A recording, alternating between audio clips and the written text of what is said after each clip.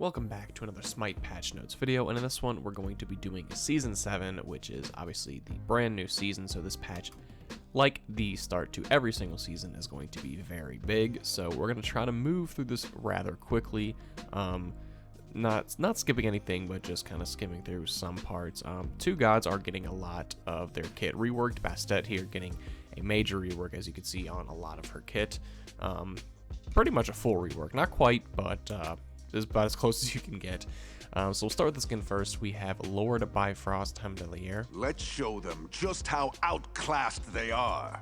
Charmcaster Morgan. Finally! A fellowship I've always wanted to be a part of. Where are we headed? Strix Beast Fenrir, which looks absolutely awesome.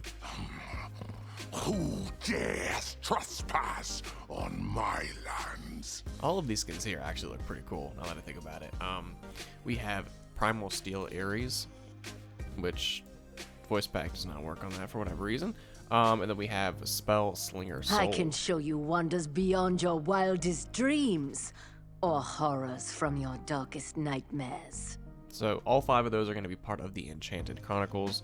Then we have Eternal Tormentor Zeus, which is a limited skin. Follow me to salvation. The road is filled with anguish, but it will be worth it. Alexandrite Isis, I think that's how you say that. Which, no voice pack. I think it's just kind of a recolor almost. It's limited, but it's a accommodation reward, not an award. So yeah, it's kind of a recolor, but it's a little more, fancier than most. We have Unbreakable on her, which these voice packs are not working. Another limited skin, it's a ranked reward. Then we have Necromancer Persephone in the Valentine Till chest. death do us part. Ha! Whoever came up with this line clearly wasn't a necromancer. Enchanted Boyfriend Cucullin Now in let's the find Valentine me a chest. princess. Now let's find me a princess. Merciless Monarch Oleron in the Jade Corruption, which might be an event, I think. Welcome to the accursed battlefield. Today I am here to take the souls of the fallen and introduce them to the Lord of the Damned. The voice pack is awesome. Drunkyard Bacchus, which that's probably one of my favorite skins in this whole room. Why did the robot go shopping? It had hardware and software, but no underwear. It was naked. I'm not sure about that voice pack. It's not what I expected to come out of that. And then, of course, we got to kick off with the Chibi skin. We got Freezy Chibi Amir. Emir is always here and Voice pack. will never leave. Yeah. Okay, so that is it for these skins. Now we have new DLC for Season 7. Get all the Season 7 gods and incredible content for each all year long with the Season Pass for 2020. You'll immediately unlock the Zeus skin and the loading screen plus 1,000 gems. So you get 1,000 gems, the Zeus skin, loading screen, provides you with the following for each new god in 2020 as they are released, unlocks gods for gameplay, base recolor, limited recolor, and the wave and clap emote. So that's pretty cool. You also get, with the digital deluxe edition, the Ultimate God Pack and the Season Pass together. So for the release schedule, you're going to get the Enchanted Chronicles Battle Pass on January 28th. So that is what all these 5 skins were a part of. The Enchanted Chest coming as well, plus the Albert Hammond Jr. Red Bull Records bundle. Season Pass, Digital Deluxe, Alexandrite Isis for the accommodation reward. Unbreakable on her, and then on February 11th you get the Valentine chest, Jade Corruption bundle number 1, and Easy Freezy chest, which I'm gonna guess that's gonna be in there, plus these right here as well as the Valentine's ones. And for the battle pass, they removed the prestige track, no longer has the recolor, and they moved all of the rewards into the base track. They also decreased the battle pass points you need from 75k to 60k. The quests are now accessible to everyone. You can earn a free skin in the free track. Added unique backgrounds to the screens. The free and premium tracks have different colors to represent them. Increased the number of levels visible per screen from 8 to 10. Chests earned from the battle pass are being changed to make them clearly visually distinct, as they will only be available from the battle pass. The victory chest change is mostly aesthetic. The battle chest adds a change for newer exclusive skins that old battle pass chests did not have. Champion chests earned in the battle pass have been replaced with new victory chests. So the victory chests have avatars, wards, recolors, tier 2s, boosters, and the head over heels Cupid skin. Hero chest and Enigma chest earned in the battle pass have been replaced with the new battle chest, which have been updated to include new skins from the awesome chest. So in these chests are going to be all the victory chest items, plus the awesome chest exclusive skins, tier 3s, tier 4s, voice packs, announcer packs, and emotes. So a whole lot of stuff there. Free check items is going to be the Strix Beast avatar, the loading screen, the Lord Bifrost avatar, ward skin, the Primal Steel Ares, so that's going to be the free one, and the adventure title. And all of these premium checks are going to be the Hemdalier skin, the loading frame, we got an announcer pack, Morgan skin, Deathmark recall, music theme, global emote, loading screen, level up, jump stamp, and then finally the Fenrir skin for the final one. So you get the Lord Bifrost right away. That's pretty cool. I'm guessing this is in order. Next up, we have the new event Jade Corruption coming with the new Joust map. So it features a mysterious new character who will lead us through a new story in the SMITE universe. We have Jade. Going to feature 3 exclusive God skin bundles. Each bundle contains 2 skins, 2 additional cosmetic items, and an Imperial coin, which I'm guessing is a currency for the event. All players will be able to progress through the quest line for free rewards. Additional exclusive rewards can be unlocked with Imperial coins at certain quest milestones. Buying all 3 bundles will unlock the unlimited Poseidon skin, which I do not think was in here. Yeah, that has not been released yet.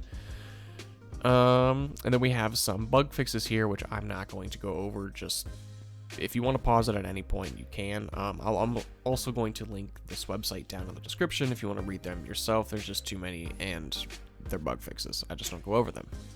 So the daily login updates.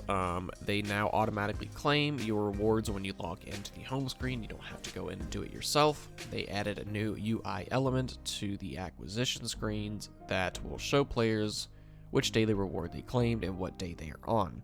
Removed all information about daily logins from the shop, and reward amounts in the days that are awarded have not changed. New tags on the home screen. Certain elements on the home screen will now be tagged as new to highlight events and content that have turned on throughout the patch. Okay. Engine updates. I'm not going to necessarily read through everything here, just to kind of speed up a little bit. What do we got here? Feature updates, Season 7 requires. So smaller downloads for Season 7, depending on how much content has changed in each update. Total install size on PC is cutting down by almost 50%. Load time starting it up on PC. Basically, they're going to try to improve how everything is running. Again, you can pause that if you want to read everything there.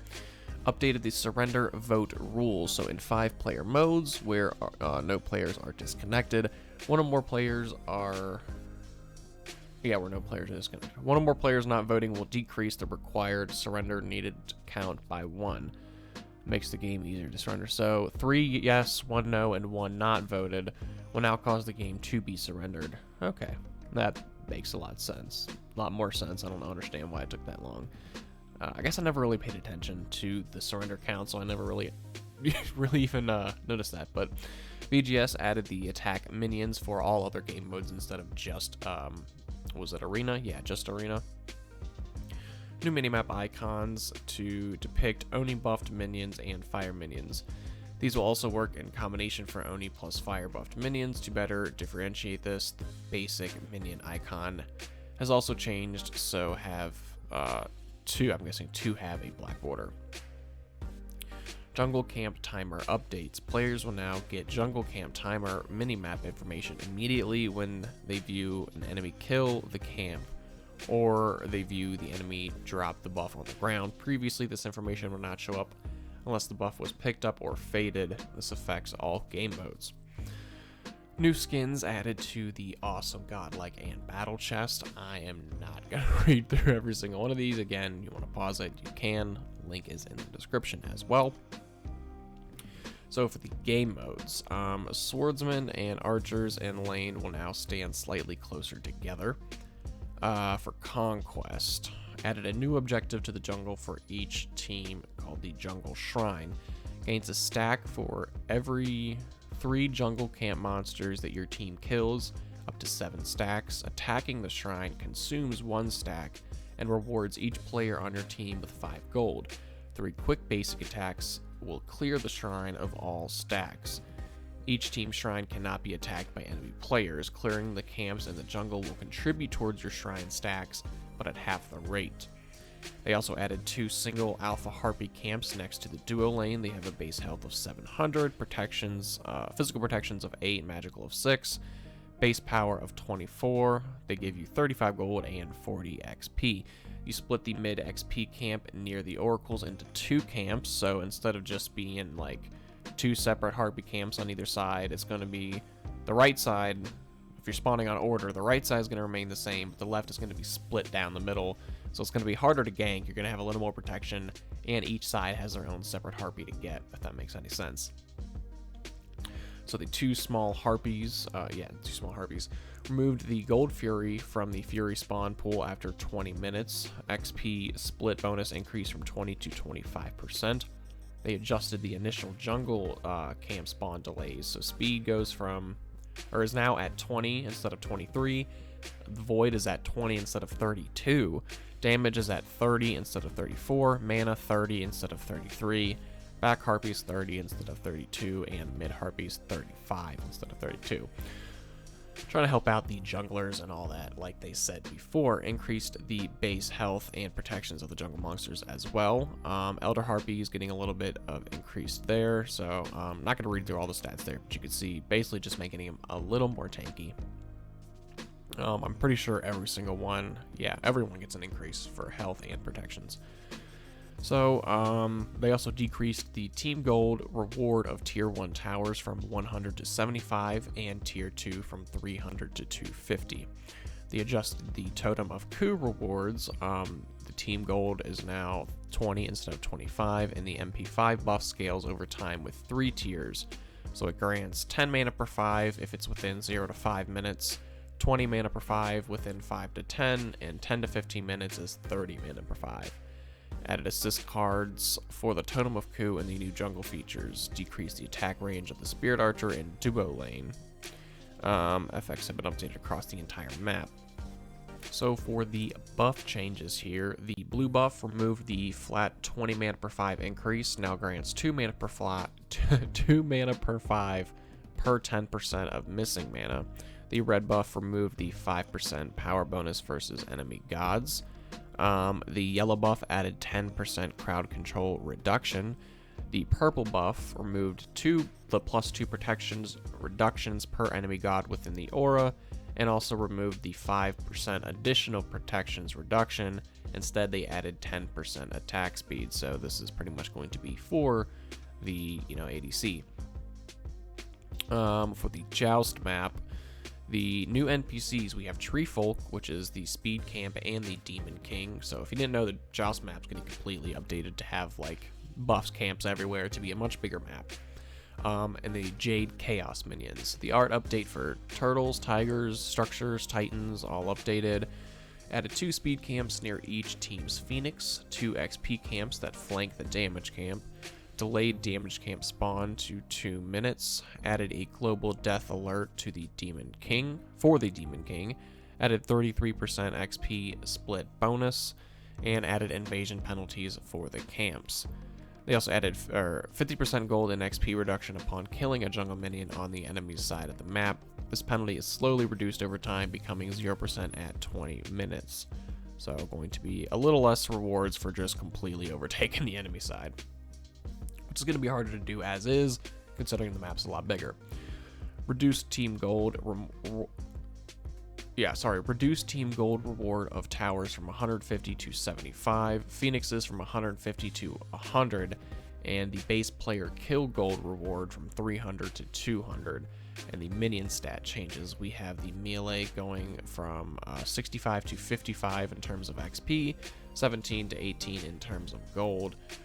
So the gold goes up, but the XP goes down. For the large minion camps, you get a little bit less XP. Same thing with, the small minion camps, you get more gold, and the small XP minions, you get less gold, but, less XP, but more gold. So there's all the stats there. Didn't read through them, probably should have. For the buff changes, the red buff increased the physical and magical power by 10%, plus an additional plus 10 magical power and plus 5 physical power.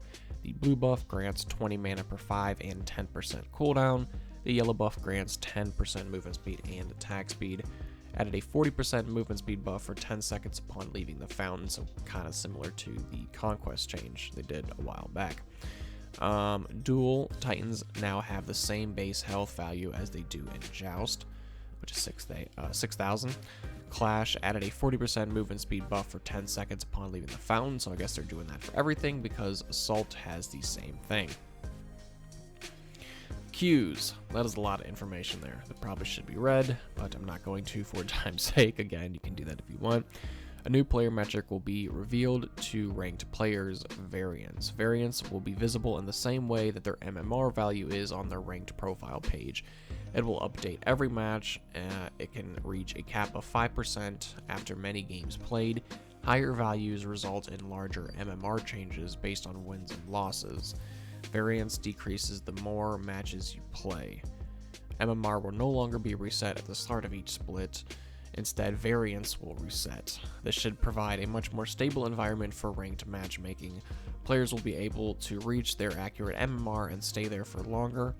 Players will get a variance reset on a regular interval, giving them the power to break free from their current MMR. So that's probably explained a lot more clearly in all of this, which you can read again, like I said. So finally, for the balances, we wrapped up all the patching, and now we got item and god changes, which is over half the patch. So for the Specialist Blessing, now provides 10 HP 5. Guardian's Blessing removed the mana per 5, and the 7 HP and mana restore per minion assisted now provides 7 HP 5 and 7 mana per 5 while within 60 feet of an allied god. Lasts for 10 seconds, refreshes duration when near an ally god. Assassin's Blessing increased damage versus jungle monsters from 35 to 40%. The Vision Shard, this is a new relic that players start with in their second relic slot. At level 12, you can replace this relic with any other relic for no cost. And what this does is like a little mini ward that lasts for 1 minute and has a 120-second cooldown that just allows you to ward at the start of the game, and is going to help you and everyone else, little encouragement to actually buy and use wards. I think it's going to help a little bit. So they provide no gold reward, but they can teleport to the wards, and they count towards the normal ward limit. Replacing Vision Shard while it is on cooldown will share the cooldown with the new relic. And we also have a new consumable, which is kind of a return, just in a different form, of Hand of the Gods. It costs 100 gold and deals 150 true damage around you, only affects monsters on your side of the jungle, so it can't be used to invade or anything like that, and it can only carry one at a time. So it doesn't deal damage to enemy gods or stun or anything like that. Strictly just to secure your side of the buffs. So the rework for the power potion, we just now have Potion of Power, 70 magical power and 40 physical power, 10% CDR, and a 5-minute duration, or if you die. We have the Chalice of Healing and the Healing Potion. They no longer stack. This fountain volume will now overwrite all heal potion effects. Chalice of Mana, same thing. Magical Mail decreased the cost from 2,700 to 2,450, and the health as well from 300 to 200. Witchblade gets a health reduction from a health increase from 200 to 250. Shoguns gets an attack speed increased aura from 20% to 25%. Sovereignty increased HP 5 from 25 to 35. Same thing with Heartwords, increased from 20 to 30. Dynasty Plate Helm decreased the cost from 1,700 to 1,400. Magical Power gets decreased from 50 to 40.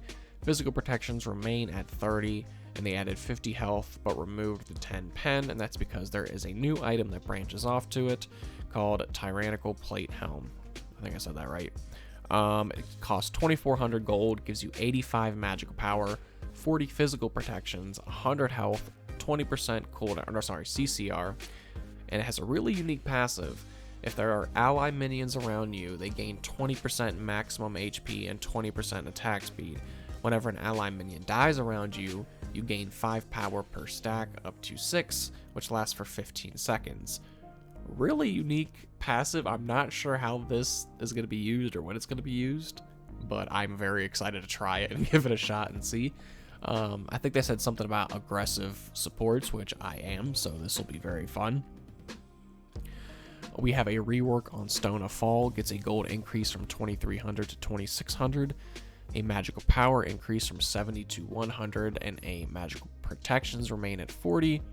Cooldown reduction remains at 10%, but it has a new passive. You gain 20% of the magical protections of the nearby allied god with the highest magical protections within 70 feet.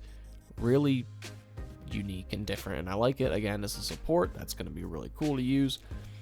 We have a new item, a Ring of Hecate, I believe. Another one here, which is long awaited. We get the attack speed lifesteal item for the mage ADCs. Costs 2,600 gold, 80 power, 20% attack speed, 12% lifesteal. Hitting an enemy god with basic attacks gives you 1 stack of 2% lifesteal, which can stack up to 5 times and lasts for 5 seconds. Another new item, which I'm not quite sure what this is going to be used for or when. It's really weird. It's called Sharon's Coin. Costs 2,700 gold, 80 magical power, 20% magical pen, 20 mana per 5. The passive, on god kill or assist, a coin is flipped. If heads, you gain a stack of 7 HP 5. If tails, you gain a stack of 2% movement speed. Each effect can stack up to 4 times, and at 8 stacks, this item evolves. You also gain 1 gold. On a god kill or assist, this coin is flipped. This is after the evolution. If heads, you gain 150 health over 6 seconds. If tails, you gain 5% movement speed for 6 seconds. You gain 1 gold.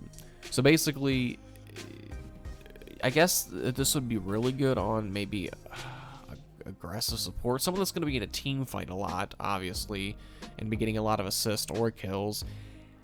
And then at first, you know, if you're within a death and you get a kill or assist, you get a little bit of either health per 5 that like stacks over time, so you can stack up to 4 times. I guess ideally, when the coin flips, you want to get the HP 5 and then get the movement speed and see if you can't stack both of them, because oh no, it says at 8 stack it evolves, so you do need to stack both of them anyway.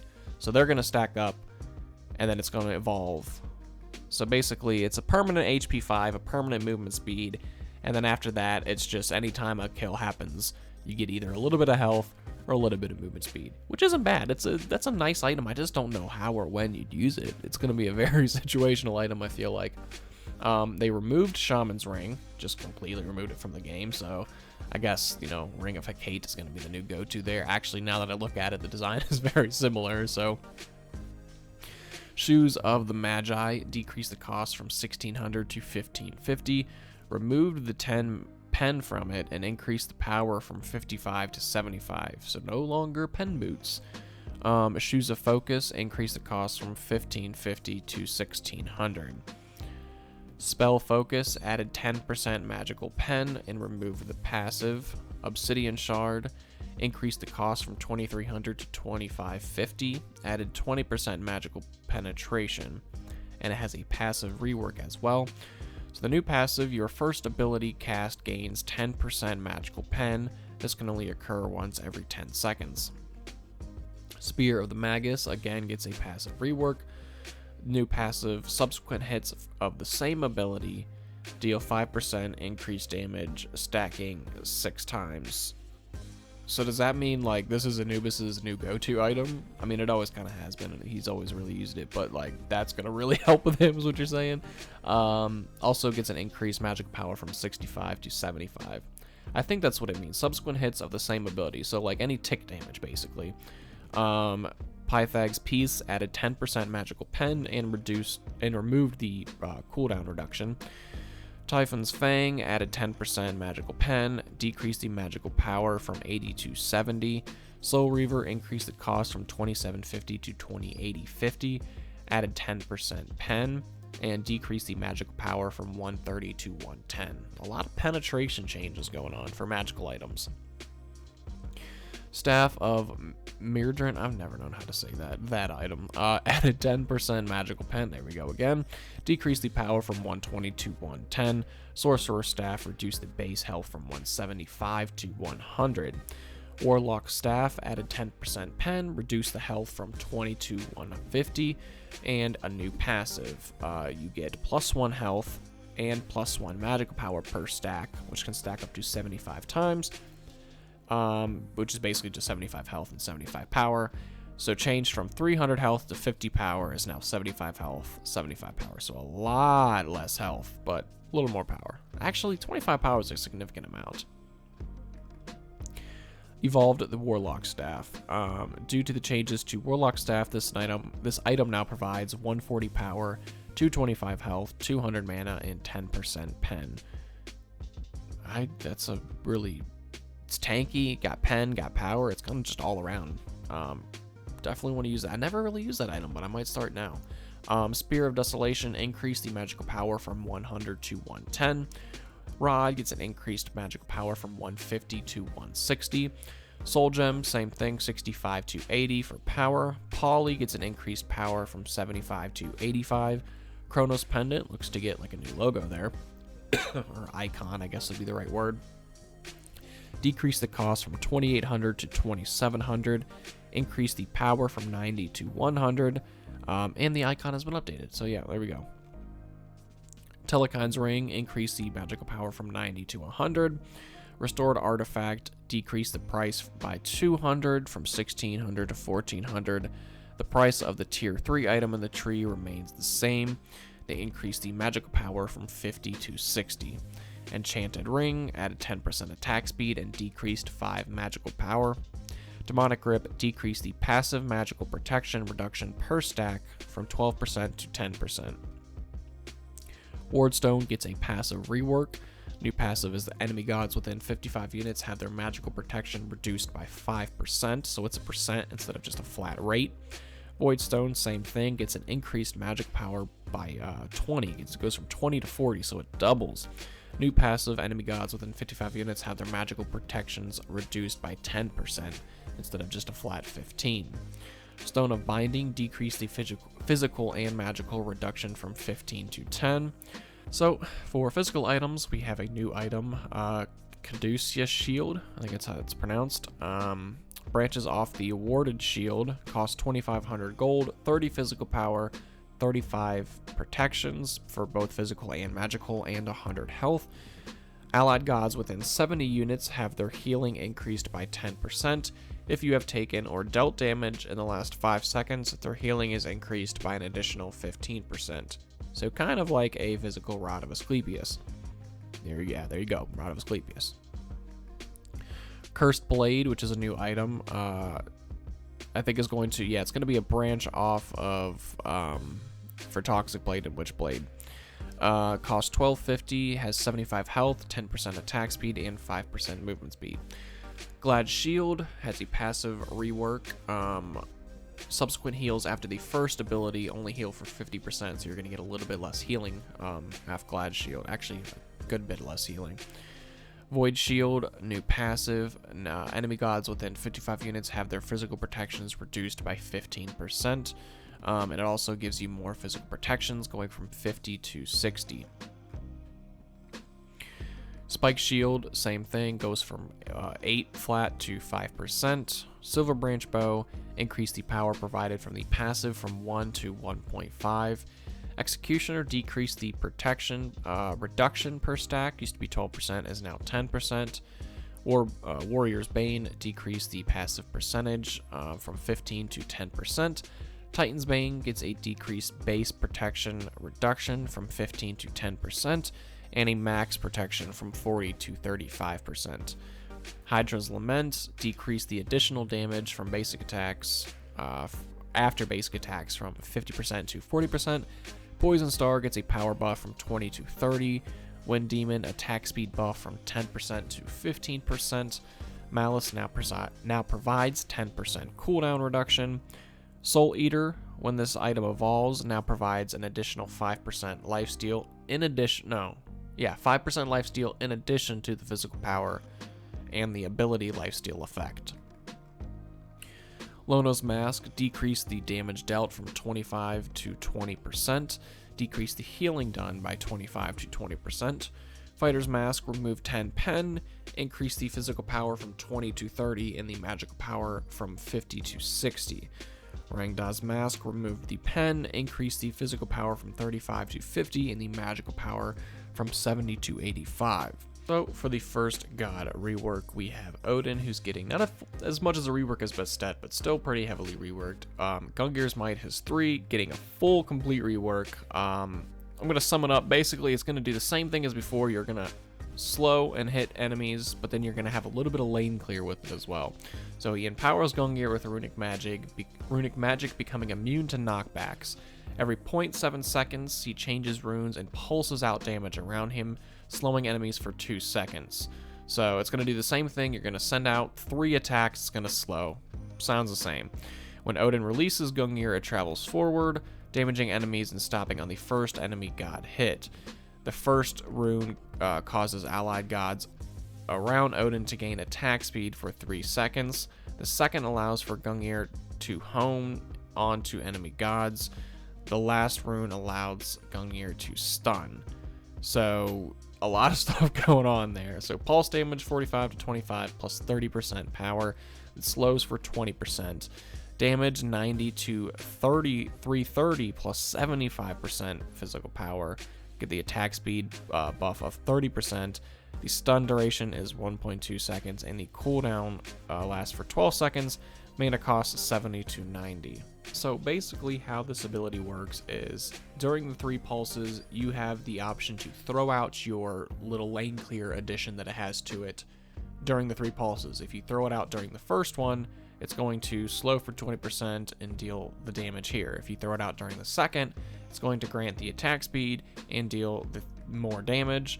If you decide to throw it out during the 3rd pulse, it's going to stun for 1.2 seconds. So it sounds kind of complicated, but basically you have to play a little more strategically. You decide, do you throw it on 1, 2, or 3? Do you want to slow? Do you want to stun? Do you want to give attack speed? It's adds a little more kit to his, a little more, how do I say that?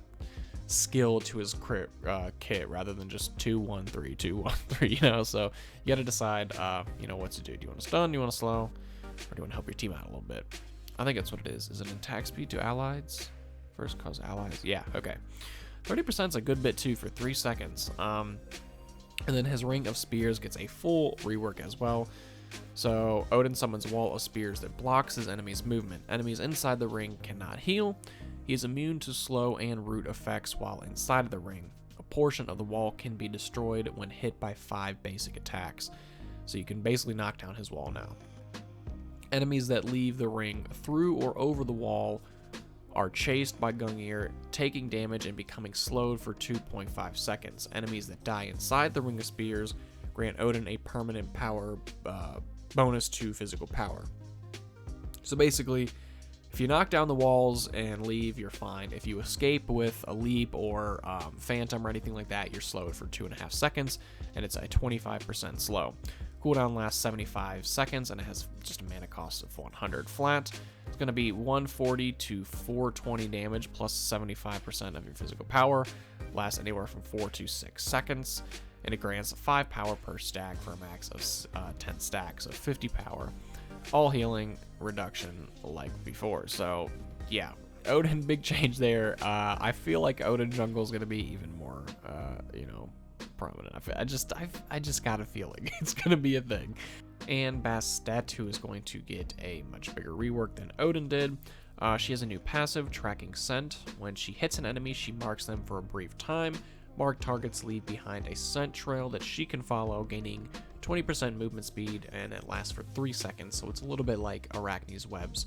Razor Whip is now a sweep, changed from a sweep to an instant cone and changed the effects a little bit. Her 3 gets a complete change. It acts as the same. It's still like a whip, kind of. It looks the same, but it's called Ensnaring Claw. Sends a cat forward at her enemies. If it hits an enemy god, it ensnares them, damaging them, and briefly rooting them. So the damage is going to be 60 to 200 plus 65% of your power, and then the cat damage will be 20 to 40 plus 30%. The root is going to last for 1 second, and the slow is going to be 25% because the cat will persist for 4 seconds or until defeated, continuing to attack nearby enemies. The cat's attacks will also apply a 2-second slow. If Guardians of Bast is active, which is her ultimate, she will command her guardians to also charge forward. So basically, if you throw her 3, you can, I think, send out 3 more cats, I think. So technically, I think you could have 4 cats out, maybe, depending on the cooldown. If you could throw out your 3, then hit your ultimate, and then get 3 more cats. I'm not sure how that would work. But yeah, it's going to have a 12-second cooldown, and the mana cost is going to go from 60 to 80.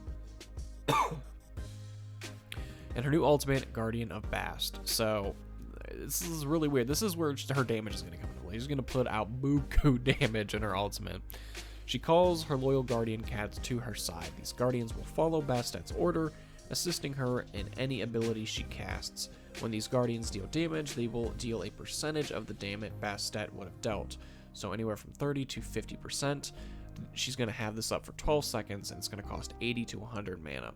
So basically you have like 2 like ghost tiger or ghost cat things to your side, and if you use your leap, the leap is going to go from a small circle to a giant. I mean, if you miss this leap, you should uninstall SMITE. This radius is absurd. You cannot miss this leap, and it's almost like a Venn diagram. Like there's 3 different ones, so if you just hit someone on the outside circle, it deals a little bit of damage. If you hit him when 2 circles are combining, it deals more, but if you hit him right in the center where all of your cats and Bastet are meeting, you deal the most damage. You kind of get the idea.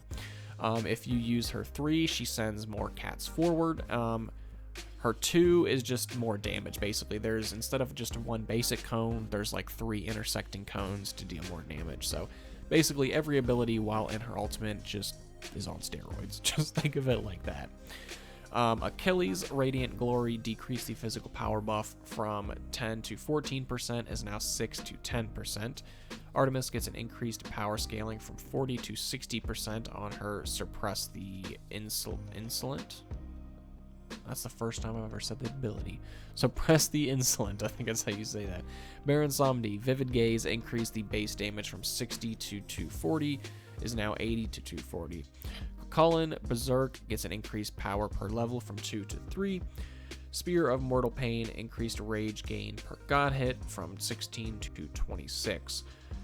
Freya gets a decreased magical lifesteal from 15 to 10% plus 0.25% per level, capping at 15%. Guang Yu increased the base attack speed per level from 0.9 to 1.2 and increased the mana per level from 35 to 39. Hades gets a base HP increase from 450 to 475 and an increase per level from 80 to 85. His Pillar of Agony also provides 10% damage mitigation at all ranks in addition to the protections he gains, so making him a little bit more tanky. Trying to go back to that, like, yeah, I could put out damage, but I'm still a tank, low-key type of Hades. Hemdalier, obviously we saw this one coming. The Vigilant decreased the physical power scaling per stack from 3% to 2%. Piercing Sight decreased the scaling from 95% to 85%. To think that that was at 95% power is just stupid. Through the Realms decreased initial physical power scaling from 110% to 90%. Still not sure if this is going to be enough, if I'm quite honest, but we'll see. It's a start.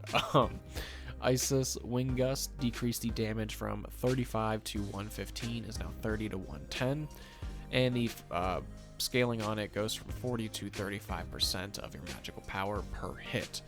Izanami, getting a little buff here, increased the return projectile damage from 25 to 35%, And her spectral projection gets a cooldown reduction, used to be 16 to 12, is now 14 to 12. So a little bit better off on the early game. Jingwei's agility gets a reduction in her movement speed from 20% to 15%. Also gets an air movement speed buff gets a reduction in her air movement speed buff from 30% to 25%. I messed that whole thing up. Let's try that again. Agility, decrease the movement speed buff from 20% to 15%. Decrease the air movement speed buff from 30% to 25%. There we go. Airstrike, decrease the landing range from 55 to 45. Nemesis Swift Vengeance, increase the physical power scaling from 30% to 35%. Nike gets a base HP 5 increase from 7 to 10. Her Rend gets a damage increase from 50 to 170, is now 60 to 180. Barrier Formation, increase the refire damage from 65 to 85, is now 85 to 305. Rom gets a base movement speed increase from 365 to 370. His Astral Quiver, he now starts the match and respawns from death with a full quiver of arrows. His Astral Barrage gets a mana reduction cost, used to be 100 to 140, is now 80 at all ranks. Serket's Deathbane gets a damage reduction, used to be 60 to 140, is now 50 to 130. Last Breath decreased the damage and added physical power scaling. So it used to be 180 to 660, is now 140 to 500, plus 55% of your physical power. This ability still deals true damage. Wukong's Master's Will now applies an attack speed slow along with the movement speed slow, which I'm guessing is the same percentage. His ultimate increased the damage from 200 to 400 and is now 200 to 500. A little bit more late game. Thor and what's the last one? So Anvil of Dawn on Thor increased the cooldown, used to be just 90 seconds, is now 110 to 90 seconds. So still the same at late game, just starts off a little bit longer. That is it for this video, guys. It was a long video if you're still here at the very end of it. PTS is not going to be up today. They already announced on Twitter they're going to wait till maybe tomorrow. So you'll have to wait for those until tomorrow night at the earliest. But I will get them out as soon as I can. Those are going to be a lot. They're going to be videos on all of these skins, plus the new Joust map, new Conquest map, just new Odin, new Bastet, everything. Videos on everything, so be on the lookout for those. Like I said, this will be linked down in the description if you want to read over it yourself, or if I kind of skimmed over something that you were looking forward to. But that is it for this one, guys, and thank you for watching.